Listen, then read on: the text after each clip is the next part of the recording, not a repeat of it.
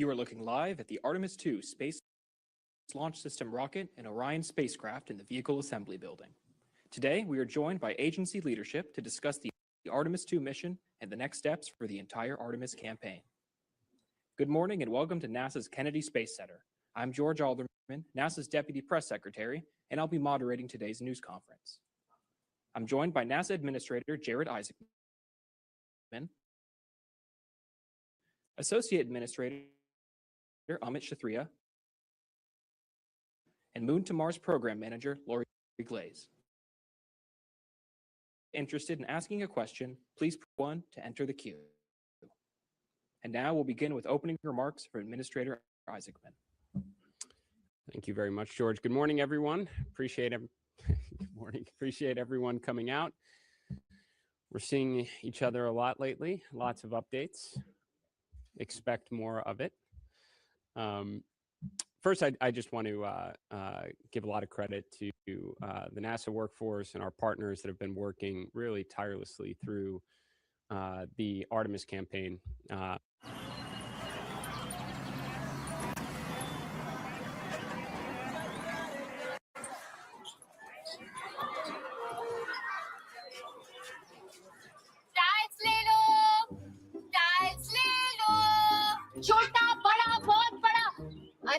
So we want to give you two sets of updates.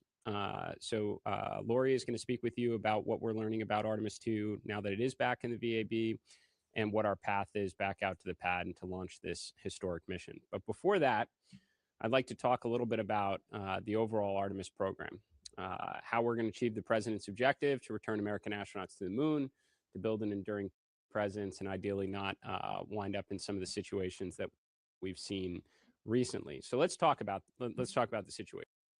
Artemis I launched more than 3 years ago.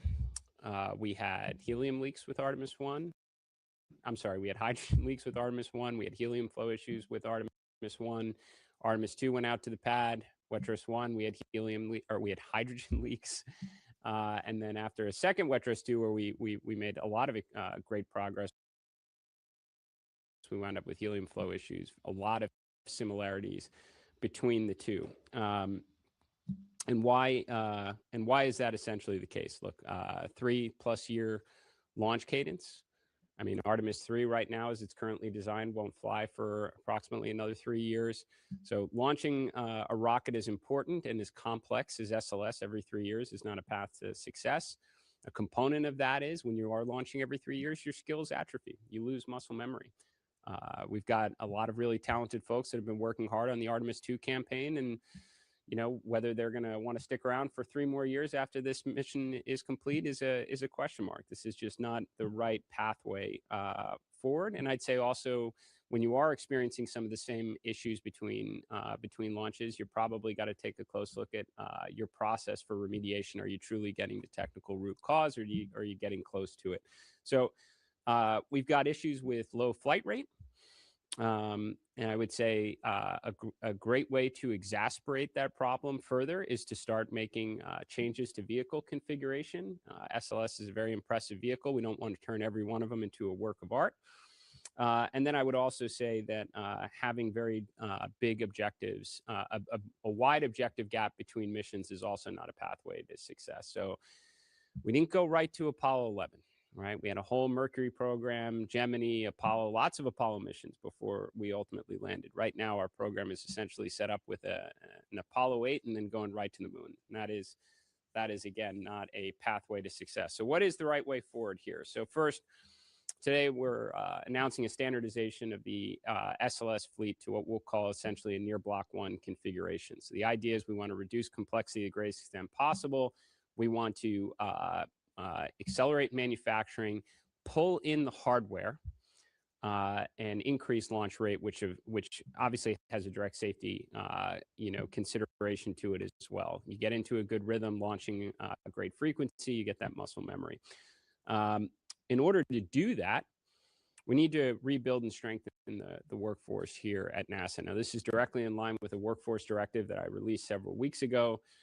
We have to rebuild core competencies, the ability to turn around our launch pads and launch with frequency greater than every 3 years is imperative. Now, some people ask me questions on that already as we've talked about this, and it's like, how are we going to do that? How we can go from 3 years to something significantly less to what I think should actually be inside of 1 year? And I'll point you to our history. We have a nice infographic that's coming out from Mercury, Gemini, Apollo through the shuttle program. I don't think it would surprise many of the folks in the room that our average launch cadence was closer to 3 months throughout all those programs, not 3 years. In fact, if you want a history tidbit, you look at the time when Apollo 7 splashed down to when Apollo 8 launched, you're approximately 2 months apart. We need to start getting back to basics and moving in this direction. So rebuilding the civil servant workforce and restoring core capabilities. Again, that will directly contribute to NASA's launch cadence, where we're going to endeavor to get our launches inside of a year, specifically down to potentially 10 months. And then we are going to add missions. In fact, we're essentially going to pull in Artemis II to launch in 2027 with a revised mission profile. So instead of going directly to a lunar landing, we will endeavor to rendezvous in low Earth orbit with one or both of our lunar landers, test out integrated operations between Orion and the landers, ECLSS systems, even to the extent possible, if we can get up development components of our XEVA suits to test out vehicle interfaces, even just getting an astronaut in a suit in microgravity, we can learn a lot with the idea that we should be learning. And take this information back to inform hardware development, whether it's in the landers or in the suits before Artemis IV, where we will attempt to land on the moon. We are also, as a component of the strategy, endeavoring to preserve up to 2 landing attempts in 2028. So if we get it inside of the 10-month turnaround time that we would like to see, Artemis II will launch on its historic mission in the weeks ahead. Artemis III will have its opportunity, if we can, by mid-2027, which sets us up for an early 28 and a late 28 opportunity. So that is the approach that we are taking at a very high level. I will tell you, we're not surprising our industry or our stakeholders at this press conference right now. We've been having these discussions for a long time. In fact, I give a lot of credit to NASA and its team. No one at NASA forgot their history books. They knew how to do this. They've had plans like this for a long time. Now we're putting it in action. We had a chance to have these discussions across all of our industry partners, all of the prime contractors on the SLS vehicle, both of our HLS landing providers.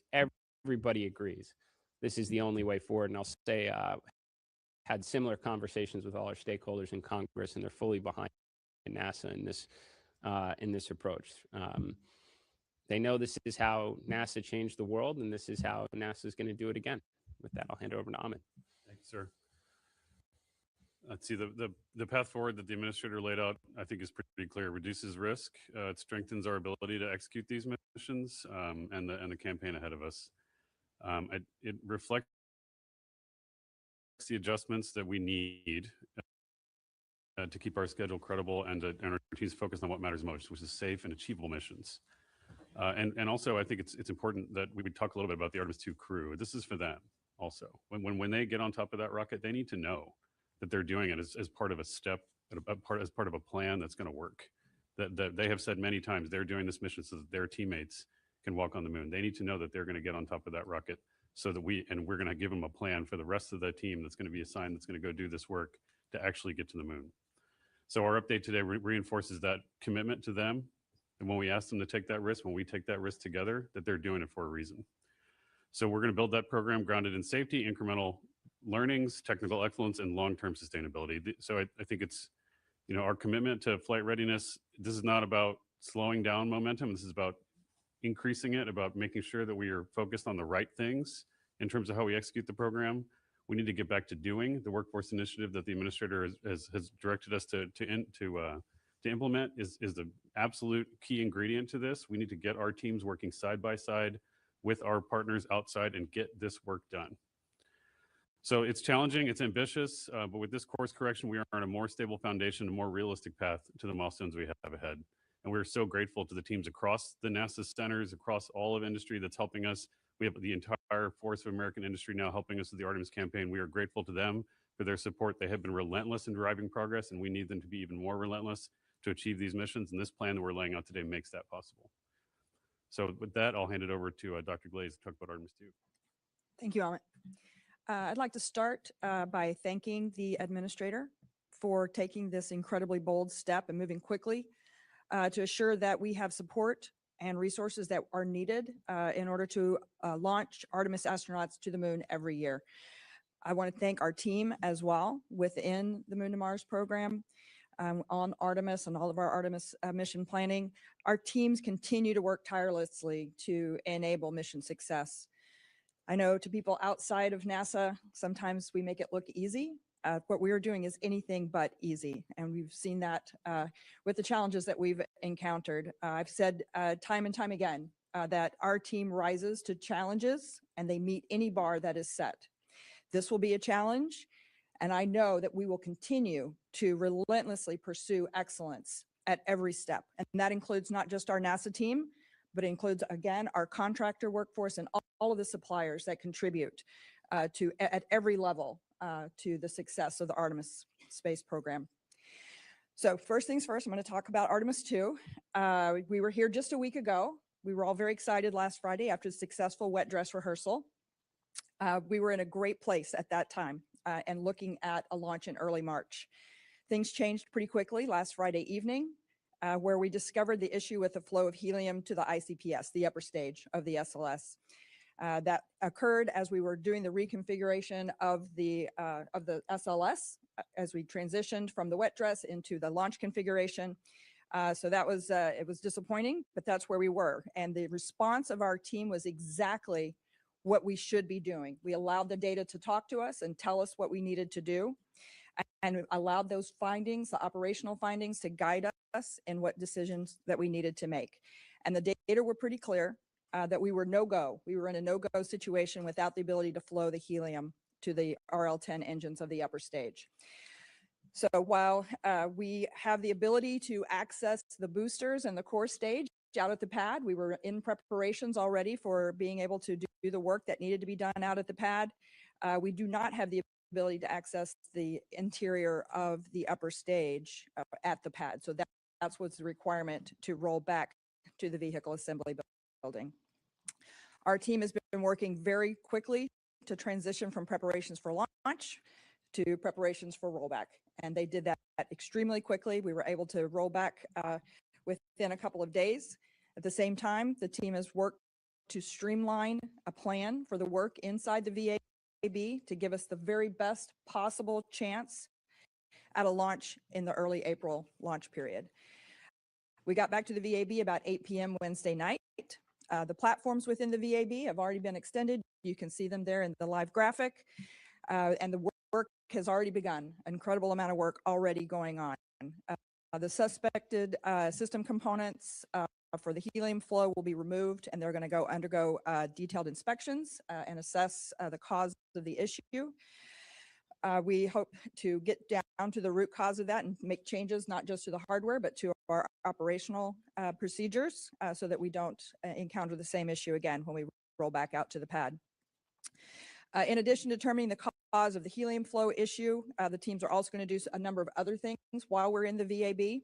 We will replace the batteries in the flight termination system and conduct another end-to-end test to meet the Eastern Range safety requirements.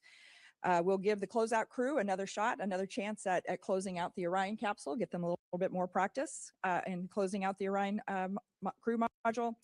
And then also the seal on the tail service mast umbilical that supplies the liquid oxygen to the rocket before liftoff, that is also going to be replaced to ensure a tight configuration. As you recall, of course, the twin seal that supplies, that goes to the liquid hydrogen was replaced out at the pad. So we've already replaced that one. So now we're going to replace the oxygen seal as well. And at the same time, we're also going to be reviewing the items that are already stowed in the Orion crew module. There's some of those time out and we need to replace them. So we'll be doing a little bit of that as well. We will continue to provide updates, regular updates of how we're progressing within the VAB and our plans once they solidify on when we roll back out. We will definitely let everybody know. Just again, to return to Administrator Isaacman's statements, beyond Artemis II, I know that our team is up for this challenge. We are ready, and we are ready to get started on that. Thank you. Thank you. We'll now take your questions. Please ask one question at a time so that we can get to as many of you as possible. We'll circle back if we have time. We'll start with a question here in the room, but if you're joining us via the phone bridge, please press *1 to enter the queue. I'll take our first question. Will. Hi, thanks. Will Robinson Smith with Spaceflight Now. Thank you all for taking the time this morning. To the administrator or associate administrator, the plan for the revamped Artemis III to rendezvous with one or both of the HLS providers, can you speak to the importance of that component of doing Artemis III in low Earth orbit, and I guess how soon, given where both of those HLS vehicles are, how feasible that might be to dock with them as opposed to just sort of rendezvousing and getting in proximity with them in low Earth orbit? Thank you. So I'll begin and welcome Amit's additional inputs on this. I think one of the challenges, but is also one of the greatest opportunities that comes from both our HLS providers is the ability to return America to the moon, not just again for the flag and the rocks, but to be able to actually build out that enduring presence. So what they're taking on is technically very challenging, but a lot of that involves whether it's on-orbit prop transfer or rapid reusability, because it necessitates lots of launches. We don't find ourselves in that situation for a low Earth orbit rendezvous. So this is an opportunity to test out the vehicle. We know they're capable of doing is not as much the technical process. The most demanding process is how to get that vehicle to the moon. So it's a perfect opportunity for us to test the interface out between Orion and that vehicle, to actually get humans in the vehicle, start looking at the ecosystems. This is all going to help take down risk for a subsequent landing. Yeah, I think for Artemis II, we're doing on-orbit handling of the vehicle to test out rendezvous techniques. A low Earth orbit rendezvous is a bit more challenging than a LEO rendezvous, just because the external environment, the external torques are different. But as the administrator said, I mean, this was in the plan. We have to be able to mate with these vehicles. We have to dock. We have to ingress. We have to do those things anyway. But the point of the sequence is to really recognize the production risk in the Enterprise and the development risk. The production risk is the flight rate on the Earth Ascent Systems, SLS Orion. The development risk is prop transfer. So the way to burn a common target there, if you will, is to conduct a mission that accepts those risks as real, but still make as much progress as we can to challenge both the production side and the development side at the same time. Take our next question. Yes. Thanks. Irene Klotz with Aviation Week. For anyone who wants to take this, does the revised Artemis III architecture require, or would you like for any of the HLSs to demonstrate the on-orbit refueling component, or does that fall off for Artemis IV?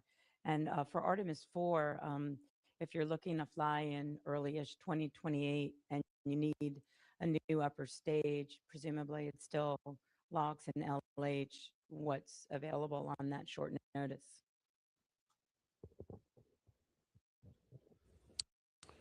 Yeah, I think, first, we're not going to get into any specific manufacturer's name or the associated contracting process. Beyond that, as I mentioned, we've been discussing with industry this strategy for several weeks right now. Everyone acknowledges it's the right path forward. So we obviously have confidence in our ability to source and integrate, a more standardized second stage to fulfill missions beyond Artemis III. In terms of, our HLS providers, they've both, I think, very publicly submitted proposals for their acceleration strategy that does take down some of the, the technical risk associated with the proposal. And we've said publicly that we support both in this regard. I don't think that what you're referring to, like on-orbit prop transfer, is necessarily going to be required for the demonstration that we are imagining for Artemis III. But we haven't fully, we are very early in mission design here. We all have arrived at the point that this is really the only pathway in order to achieve success with a lunar landing within the timeframes that we are targeting. But I think part of the reason to do this in low Earth orbit is it does not necessarily require what both HLS providers will eventually.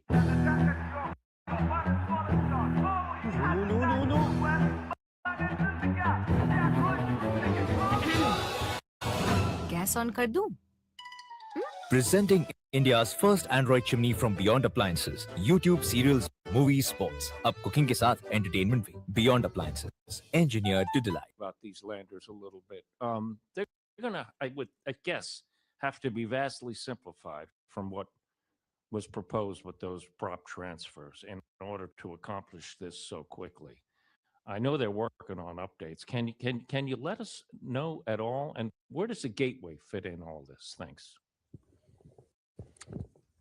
To be clear, both HLS providers have offered solutions to accelerate their plans without compromising on the grander objective, which is we need to build out an enduring presence so when we return to the moon, we have the capability to stay. So while their proposals, again, do take down some of the technical risks that would have existed before, we are not forgoing the capabilities that I think are absolutely necessary for America's future in space. So to be clear on that point specifically, I think at this point we really want to focus the meeting to the greatest extent, because to be honest, this can be somewhat of the problem. The hardest thing right now is returning American astronauts to the surface of the moon. We obviously haven't done that in more than 53 years. I think by focusing a lot of time, energy, and resources across lots of grand endeavors is why you wind up in a situation where you're launching an incredibly important but complex vehicle every 3+ years.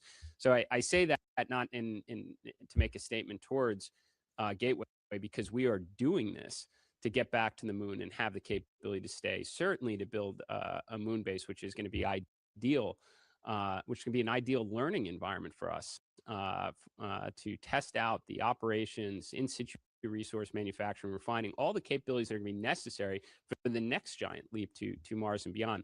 But I say with focus for this conference specifically, we gotta keep the attention on standardization and flight rate as our path to get back to the moon. Our next question will come from Marcia Dunn with the Associated Press.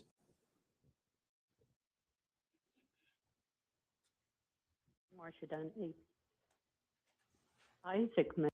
How much did the recent problems with Artemis II, especially mimicking Artemis I, how much did that play into your decision to shake up the Artemis mission profile? And how disappointing are you to have to wait perhaps even longer to land astronauts on the moon? Thanks. Well, first, I'm not disappointed at all. I'm excited because I think we have a path here to actually get the job done within the timeframes that we have targeted right now. I also, I guess, want to point out this is something that NASA has known. As I mentioned before, no one here at NASA forgot their history books. The plans to do this the right way have existed for a long time. We're in a fortunate position right now where you have a presidential national space policy, which aligns whole of government on what's necessary. You have congressional support through appropriation, and you have President Trump's one big beautiful bill, the Working Family Tax Cut Act, that gave us the plus up in resources within our exploration budget to undertake this endeavor right now. So I would tell you that we would have been delivering this exact same message to you today had this been FRR. That was the plan, but I think we have to put even more urgency around it because this is not the FR that we initially intended. The American public deserves the update on Artemis II and the historic mission that's ahead, but you also have to know how we're going to achieve the vision that presidents have called for more than 35 years. Our next question will come from Josh Dinner with space.com. Hi, thanks so much for doing this. Josh Dinner, space.com. For Administrator Isaacman, you're standardizing SLS pushing toward a 10-month launch cadence and revising Artemis 3 to an on-orbit rendezvous next year with up to 2 2028 landings, which all sound kind of fairly accelerated for a deceleration of the program. What specific risk are you buying down with that LEO rendezvous? And are you anticipating demonstrations with multiple HLS vehicles on that mission? And how are you ensuring that schedule itself doesn't erode margins the Safety Advisory Panel has already warned are thin for Artemis 3? Yeah, so actually, I think what we're doing is directly in line with what ASAP asked us to do. I mean, look, just zooming out here, I think it should be incredibly obvious. You don't go from one uncrewed launch of Orion and SLS, wait 3 years, go around the moon, wait 3 years, and land on it. That's what our ASAP committee took issue with. That's what we've acknowledged inside the leadership of NASA. NASA's been working on these plans, knowing this is not the right approach. There has to be a better way in line with our history on it. Again, we did not just jump right to Apollo 11. We did it through Mercury, Gemini, and lots of Apollo missions with a launch cadence every 3 months. We shouldn't be comfortable with the current cadence. We should be getting back to basics and doing what we know works. So how are we going to buy down risk on it? I would certainly much rather have the astronauts testing out the ECLSS systems, the integrated systems of the lander and Orion in low Earth orbit than on the moon. Like them to get in the suits for the first time, even inside the vehicles. Doesn't necessarily have to be an EVA before they actually walk on the moon in them. So everything about this mission, and even though it's beyond conceptual, we've obviously coordinated with our partners on this, but the full mission design and objectives will be revealed shortly. I'll just say it's certainly in the direction of buying down risk before we put our astronauts on the surface. And our next question will come from Richard Trabue with the Orlando Sentinel. Hi, thanks. Calling for the car, so hope you can hear me well. About the increase in workforce, the civilian workforce, what does that mean for like personnel at Exploration Ground Systems, or specifically Kennedy Space Center, or the agency overall? And is there a concern about the flow of hardware from Orion or SLS? Potentially, are you going to have an Orion capsule for potential Artemis 5 in 2028 at this pace? Thank you. Yeah, so I'll kind of work backwards from there. As I mentioned before, we're not here today to surprise industry and our stakeholders. We've been having these conversations for weeks now. I've spoken to the leadership at every one of the prime contractors that contribute into the SLS program. Everyone's behind us, and they've all said the exact same thing. This is the only way to get the job done. So there's a lot of work we have to do here at NASA to prepare. Part of that goes to the second component of your question, which is we got to rebuild our core competencies. Now, is this mean the overall workforce count increases at KSC? I don't know the answer to that specifically. I would say that there's a lot of contractors which do fantastic work that should be civil servants. That's kind of the heart of the workforce directive right now. 75% of our workforce right now is contractors. I think a lot of them should be civil servants. I think we should have those capabilities in-house. We should have the ability to make changes and adjustments as we see fit, because we are NASA. We did all this the first time. We know an awful lot. And this is going to be our kind of pathway back to the moon. So lots of collaboration with industry. They understand what the ask is. They know we're going to need to pull in hardware. That's why we're standardizing the configuration. You're not going to be able to do that if every rocket is a work of art. You're going to inevitably learn the same lessons and over again. So standardize, increase production, pull everything in, which allows you then to increase your launch rate. And yes, we need to rebuild a lot of our workforce here to bring them in as civil servants and get back that muscle memory to turn the pad in less than a year, because we've done it before and we can do it again. And our next question will come from Eben Brown with Fox News. Hi, good morning. Thanks for doing this. I think this question is probably best for the administrator.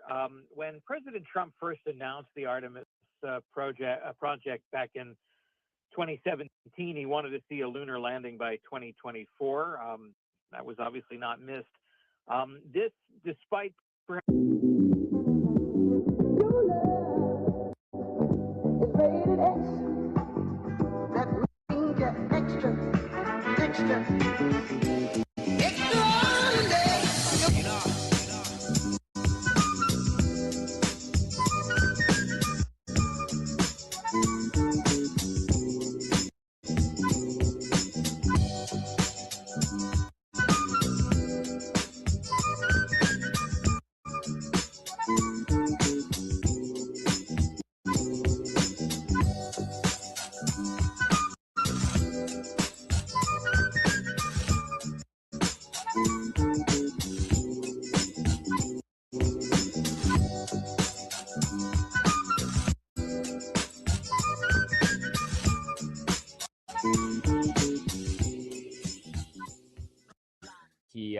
he signed a national space policy on my first day on the job in the Oval Office that not only recommitted American astronauts to the moon, but to build out a lunar base. And not only that, to start making investments in the next giant leap capabilities like nuclear power and propulsion so we can eventually have American astronauts put the stars and stripes on Mars. I've spoken with him numerous times leading up to my second nomination for this position about our strategy, the importance of the lunar base. He checks in with great frequency. The Artemis II astronauts were at the State of the Union. I was as well. This is a priority for the administration. I think that, there are certainly questions of why we didn't make some of these decisions like we are today in terms of standardization, increasing flight rate in the years past. I think President Trump wants to correct that now, and he's given us all the ingredients to do it. A national space policy, congressional funding, and the plus up from the One Big Beautiful Bill is what enables us to undertake this course right now of standardization and acceleration for an achievable path to get American astronauts back on the moon before the end of his term. I know he's fully supportive. We'll take the next question now. In the back in the beige, please.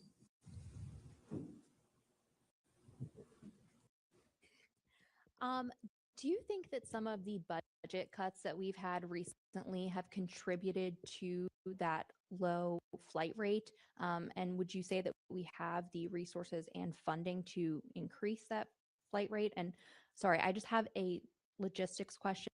So can you just clarify the Artemis III timeline here? You mentioned mid-2027 and 2028, and I just want to clarify, are those two landing attempts? And then would you be launching in 2028? I'm just trying to wrap my head around that. Sure. I mean, let me just address there were no budget cuts to NASA. We actually had historic funding last year between the consistent funding through the continuing resolution plus the plus up from the One Big Beautiful Bill or the Working Family Tax Cut Act. NASA had historic funding last year, which is the only reason why we are capable of undertaking this right now.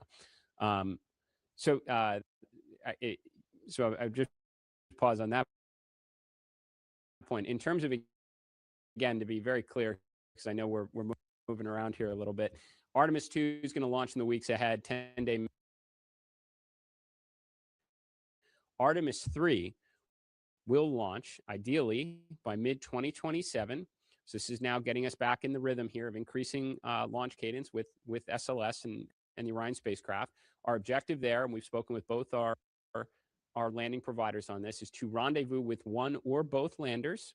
That's an opportunity for us to test out integrated operations between Orion and the lander, which is important. That will be a crew-rated vehicle someday. There's ecosystems we're going to want to test out. It's another opportunity for us maybe to get our suits up there before the astronauts actually have to wear them on the surface of the moon. If we can't make that timeline with suits, we have other opportunities to get them up to International Space Station, but we do consider necessarily committing to launching 2 missions in 2028. We want to have the opportunity to be able to do that. Take the next question. In second row in the gray. Thanks. Bill Harwood with CBS News. I have about 10 questions. No, I'm kidding. I've got 2 questions. For Jared, you mentioned the ASAP earlier. Their report came out this week, and Could you add anything about what input they had in your decision making? Because it seems like you're addressing most of their primary concerns, at least. And then for Lori,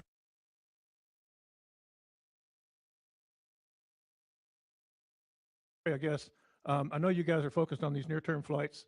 We're not talking gateway today or whatever, but will you continue work on Mobile Launcher 2, or does the work stop now?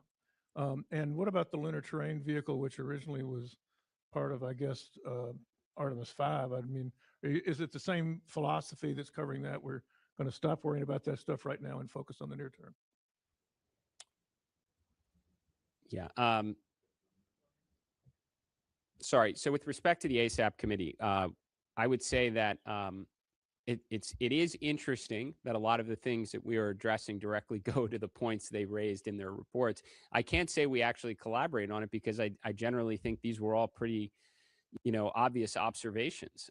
So yes, ASAP was rightful to call out some of the, some of our shortcomings, and we should be addressing them. It just happened to be in parallel. So in any of my recent conversations with the committee, I said, look, we are completely aligned. I agree with every one of the points that you raised, and we have to address it.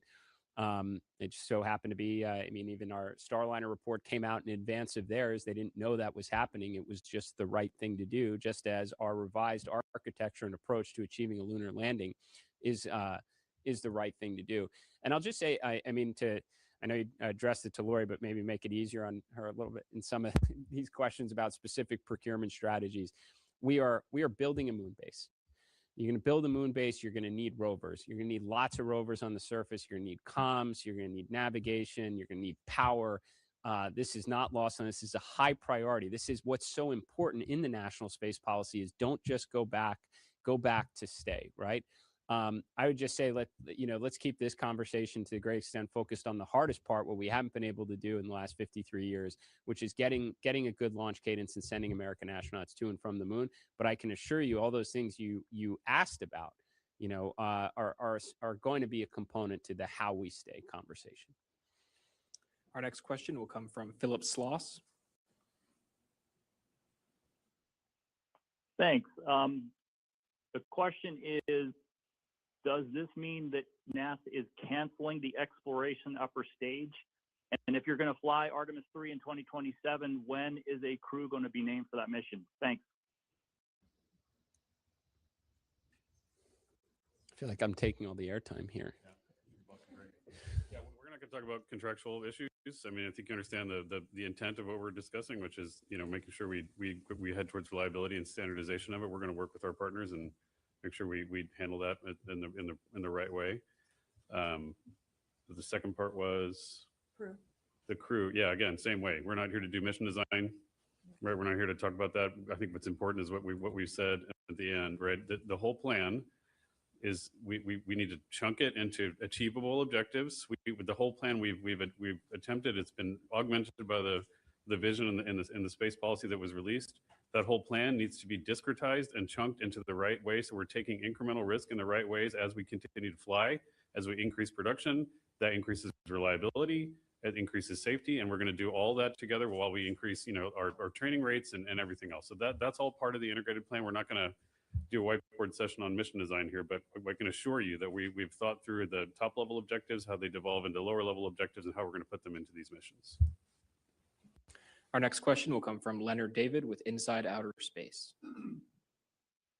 Yeah, hi. Thanks for pulling this all together, and it's very exciting. I think for the administrator, when you had your back-to-back confirmation hearings, there was a lot of pressure of trying to beat China to get back to the moon. To what extent does that play a role here? Are we accelerating our plans? What's your thinking about China today? Because they probably are going to go maybe in the same kind of time frame. Well, as I said during my hearing, I think competition is good. I think it's a great way to, motivate our workforce and our partners, again, to achieve the near impossible. This competition worked very well for us in the 1960s. Turned out, in hindsight, we had near endless schedule margin there. No humans have been back since Apollo 17. That is certainly not the case today. I'd say this is a very, very close from a timeline perspective. All that said, again, I think competition is good. We're here talking to you about what is a common sense approach to achieve the objective, whether we had a great rival in the running or not. If we're committed to going back to the moon, we have the resources to do it. We have a presidential mandate to get the job done. What is an achievable strategy, regardless of the competition? And I can tell you, launching every 3+ years is not the right approach. You asked about the crew for Artemis 3. Ahmed is totally correct. We got Artemis 2 ahead of ourselves right now. We still have to get through mission design. You assign a crew that gives you the best chance of success. But I'll tell you, you've all had an opportunity to really get to know our Artemis 2 astronauts over the last couple of years. It's actually not the desired approach. We'd like to announce a mission, tell you the objectives, here are the crew, and then fly it inside of a year, and then you start getting to know the next crew. It's kind of how it worked in the 1960s. We're going to try and get back to that now. And our next question will come from Eric Berger with Ars Technica. Hi, thanks very much for doing this. Someone earlier mentioned the speech of the original first Trump administration, and back in 2018, Vice President Mike Pence talked about going to the moon in 2024. At the time, he said something that really struck with me. It said, if our current contractors can't do this, we'll find new contractors. And I think this is kind of the most sweeping vision change since then. And obviously, the contractors, both traditional and commercial space, have had challenges since then. So I'm just wondering kind of what NASA can do to ensure its commercial partners can successfully deliver on these really aggressive timelines. Thanks. I would just say that, similar to a recent conversation we had with all of you, this is largely about NASA. We talk about why we've struggled, our shortcomings. I look internal first. What could we have done differently? That's why we're having this conversation right now. I didn't have a conversation with any of the prime contractors, any of the partners, as it relates to this acceleration plan, where they said it couldn't be done. They just didn't have the conversation really up until now on this. And I'm sure there's a lot of reasons for it, and I've said some of it before.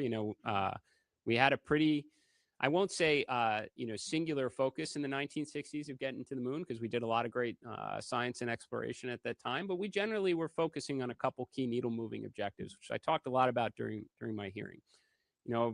Over the years since, President Trump, during his first term, started the Artemis program, we've taken on a lot of interesting projects. Some people have asked questions about them here in this room. I'll tell you, the more multi-billion-dollar projects you have, the more resources and attention it captures, the less you launch lunar missions, right? So we're taking ownership of this. We're taking responsibility of the objective, the critical national objective that's been entrusted to NASA. And how do you do it? Well, you talk to your partners and you tell them, we're going to have to start making some decisions. We're going to standardize. We're not going to turn every rocket into a work of art. We're going to increase launch rate. We're going to do it in a logical, evolutionary way. We're not going right to Apollo 11. That makes no sense. What can we build up to gain confidence so that when we do embark on the true landing, we have the highest probability of success? That's what we're doing right now. So I'll tell you, today, this is a NASA story. Not saying we don't come back to you in a year and say that we have to make some adjustments here with the vendor, but right now this is something that we need to own, and that's what we're sharing with you. Next question will come from Ken Chang with the New York Times. Hi, thank you. So with this revision, you're using up, through Artemis 5, you're using up the SLS Orion that's mandated in the big, beautiful bill. So I was wondering, Mr. Eichmann, are you thinking about the follow-on architecture that you've talked about after that? Well, I think I've been, I'd say certainly our number one focus is what Lori spoke to you about previously, which is Artemis II. That's our near-term, most important human spaceflight mission in more than a half century. We owe you an update on how we're going to get to the moon, so we don't wind up in a situation where our vehicles are going back and forth to the assembly building. And we've got enough in front of us on that. But that said, I mean, I said it at the initial rollout conference. I've said it many times since. President Trump created a program to return to the moon, to build out a moon base that's going to require lots of missions to and from the moon, crew and cargo in a very affordable, repeatable way. This architecture will naturally evolve just as it is today. I can't tell you exactly what Artemis 10 looks like. I bet it's going to look very different than what Artemis 5 is going to look like, as I'm sure it will be for Artemis 50. That's the idea when you say you're going to go back to the moon and be able to stay. Take our next question from the room. Up front in the yellow. Jean Wright, Space Up Close. I'd like to know what the altitude will be, the lunar landing rendezvous. Would that be low Earth orbit, distance from the Earth? Just curious. Thank you. Don't know. Let's figure it out.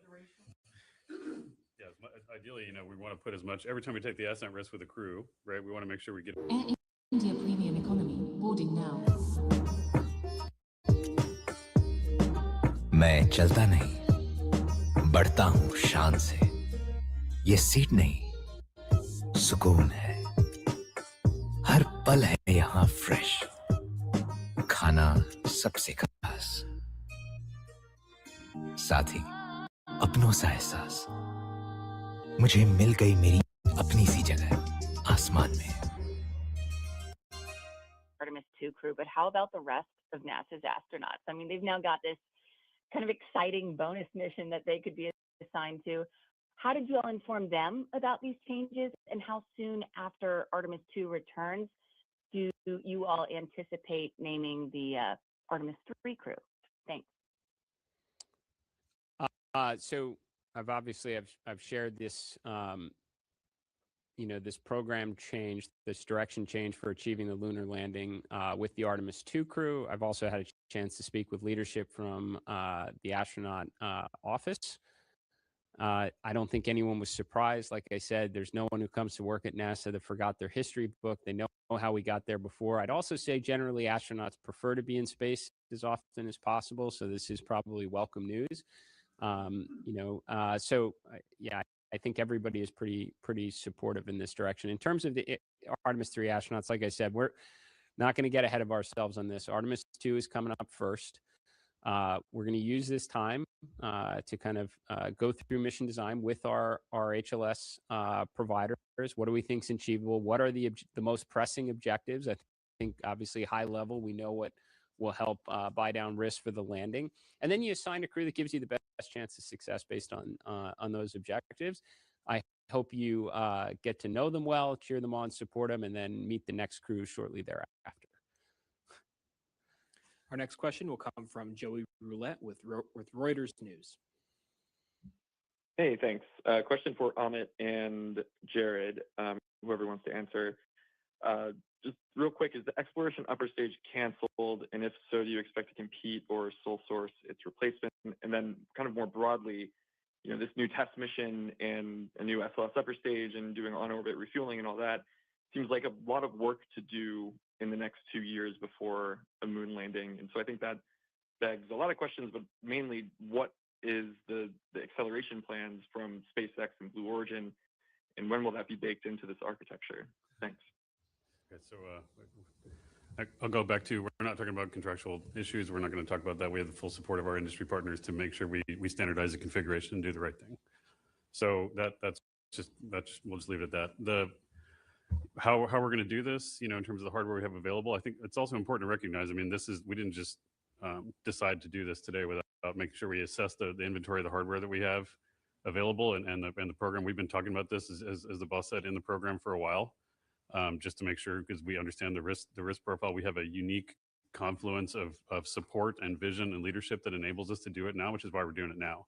But to be clear, we're rolled out a V3 Starship just yesterday. CSM3 is in the factory already. It's about to be mated together. The heat shield's ready to go. We're going to mate both of them together. CSM4 is also being populated with hardware. ESM4 has been delivered from Bremen. The core stage, the top 4 fits, the core stage number 3 is at Michoud, ready to be shipped here in a couple months. With the engine section for Artemis 3 is already here. The barrels for the Artemis 4 core stage are being rolled. We have all the tools available there. ML2 is 90% complete. It can be configured however we need to. all of that hardware is flowing towards the Cape. We just need to get on with it. We have to get our workforce side by side with the teams out in the field, put this out there and start working on the hardware, start focusing on the right things and do it. We can do it. We need the energy, we need the vision, and we need the plan to make sure we go do it. And that's what we're going to go work on. Next question will come from Jeff Faust with Space News. Good morning. Question for the administrator. Over the next few years, do you think these changes will result in sort of a net cost savings by standardizing SLS and not developing the Block 1B version, or additional costs by accelerating the pace of missions? And then maybe just a quick question for Lori on Artemis II. When do you need to roll back out to the pad to be able to support a launch in that early April launch window? Thank you.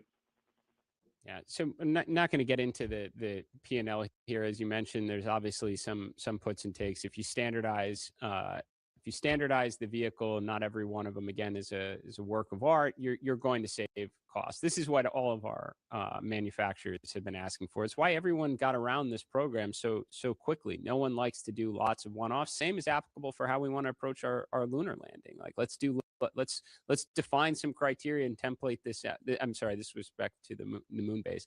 And then you can forecast lots of demand to industry so they can get good at what you need them to do.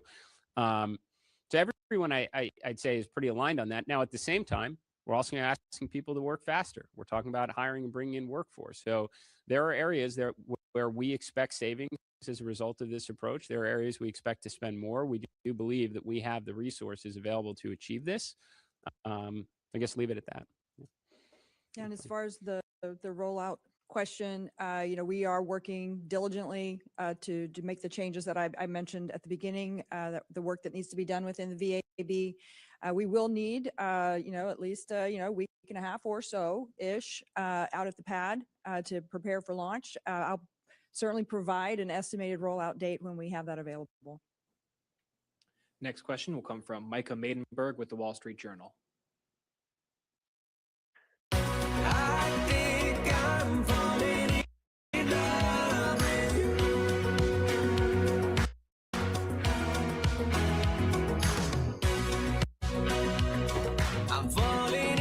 Dubai.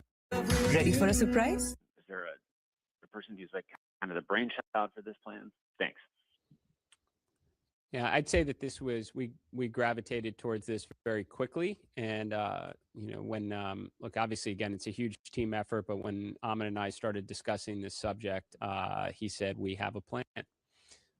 So again, there's a lot of people here at NASA didn't lose their history books, understand the right way to go about achieving, an incredibly challenging objective like this. Now, if there is, as Amit has also pointed out, we are in a situation now where between a national space policy that aligns whole of government, congressional appropriations, and the plus-ups from the One Big Beautiful Bill, we can act on a plan that gives us the highest probability of success. We'll take our next question. Up here in the front row. Hi, Cameron Schwartz with the Launchpad Network. Thank you for your time and all the updates today. I don't want to get ahead of myself, but I did want to ask about the increased cadence and what sort of mission profiles that unlocks for you guys. And do you expect SLS to kind of be a big part of building the moon base?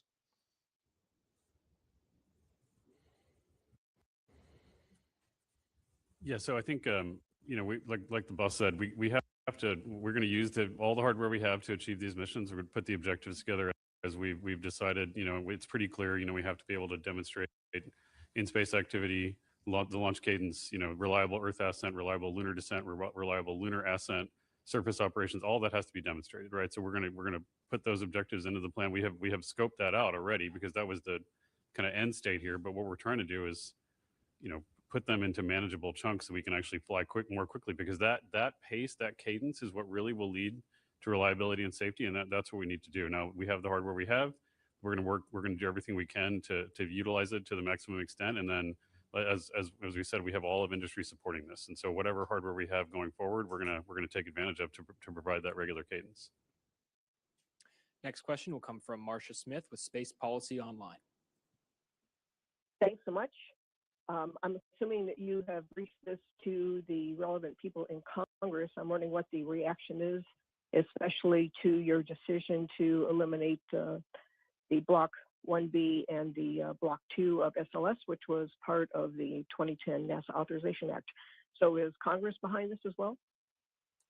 We've, as I mentioned, we try not to have we try to maintain a no surprises policy here at NASA. To do the near impossible takes the contributions from everyone. We want to be very aligned before we go public on a matter like this. So we've spoken to industry. Can you meet the demand? The answer is yes. We've certainly spoken to all of our stakeholders on the Hill. They all understand that this is the path forward. And I would say I don't think I heard a single objection on these subjects. Like, everyone understands what's at stake here. I mentioned before, we don't have a lot of schedule margin here. The implications of coming up short go well beyond space. I mean, this does, this is, America in the 1960s, you get to the moon, you do what no one thought was possible. It sends a message. I wonder what else they're capable of doing. You come up short, it sends the opposite message of where else could something be broken. I think everyone understands that. The fact that industry got behind this, I think, makes it very easy for our very supportive partners in Congress to get behind it. And honestly, they helped enable us in this regard through the Working Family Tax Cut Act, through the One Big Beautiful Bill. That is giving us the resources to be able to undertake this. And I will just say again, all the national security implications of actually meeting an objective as important as getting to the moon and building a base aside, and the competition associated with it. There is simply a right and wrong way to go about doing this. Launching every 3 years and changing massive changes in the configuration of the vehicle is not a recipe for success. And again, I think all our stakeholders and all our partners understand that. Next question. In the back in the green. Good morning, Melanie Holt, WFTV. And really, I'm looking for a clarification. You've made a lot of major announcements in terms of these Artemis updates. Artemis 3 specifically, is the goal still a lunar landing, or has that mission profile somehow changed? Artemis 3 will be a rendezvous with one or both landers in low Earth orbit in 2027. So we're basically pulling in Artemis 3 and recognizing just the reality that going right from a free return around the moon to landing on it is too big of a gap. And we cannot accept the flight rate of a vehicle this important and complicated every 3 years. So we're going to launch in a year from now, in 2027. Again, start taking down risk for the eventual landing. So Artemis 3 will be a rendezvous in low Earth orbit with one or both landers. And then Artemis 4 and Artemis 5, we will endeavor to have 2 opportunities in 2028 to attempt a landing. Just to maybe help, because I know folks are trying to process, the Artemis campaign is a test program. Okay, and we talk a lot about these all-up tests of SLS Orion and the missions where we put the crew on it. We are doing tests at the component level, at the assembly level, all over the country.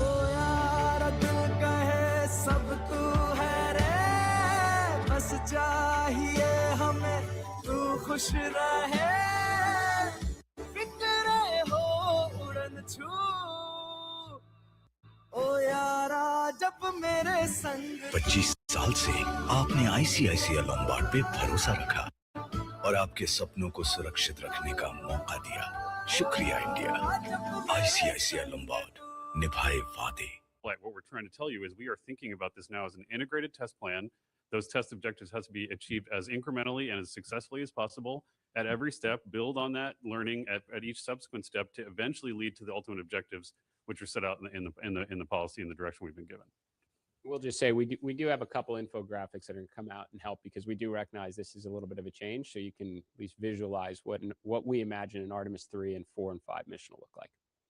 We have time for one more question. It'll be from you in the white there. Yes, Bert Dick from the National Space Society. This is all very exciting, as the administrator mentioned about the loss of muscle memory after a launch every 3 years. I see the same impact on public perception, because a lot of the public wasn't even aware of what's going on here. Do you see this as a byproduct, a good opportunity to enhance the public awareness and public engagement and public enthusiasm about the Artemis program?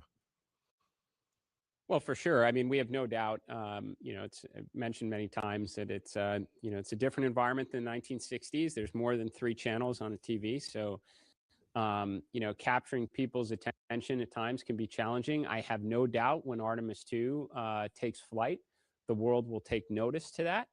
It's